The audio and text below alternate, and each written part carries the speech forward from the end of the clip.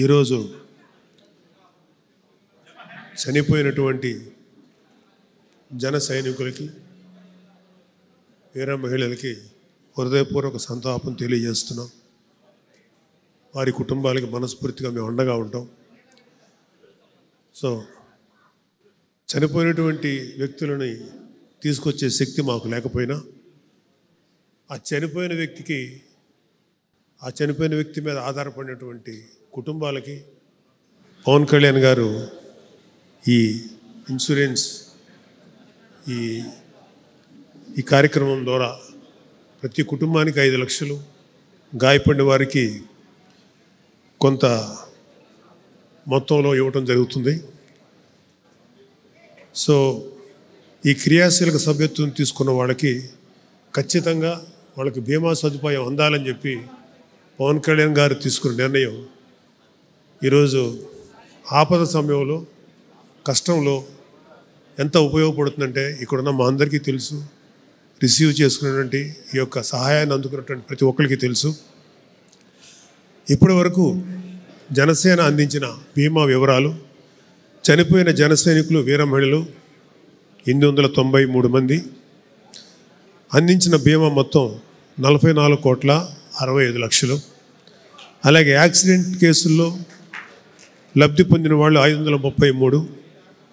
ఆ లబ్ధిని అందుకున్నటువంటి మొత్తం 2,08,61,424 రూపాయలు. మొత్తం ఇన్సూరెన్స్ విలువ 46,73,61,424.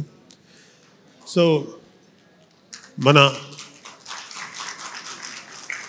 జనసేనాని ఆంధ్రప్రదేశ్ ఉప ముఖ్యమంత్రి గారు ఆయన ప్రతి కార్యకర్తల గుండెల్లో ఉంటారు. ప్రతి కార్యకర్త కోసం నిరంతరం ఆలోచించే వ్యక్తి.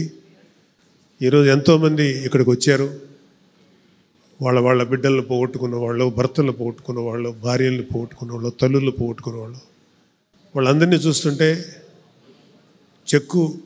వాళ్ళకి ఎంతో కొంత ఉపయోగపడుతున్నాం అనేటువంటి తృప్తితో పాటు వాళ్ళని చూసి మాకు చాలా మనసు కలిచివేసింది.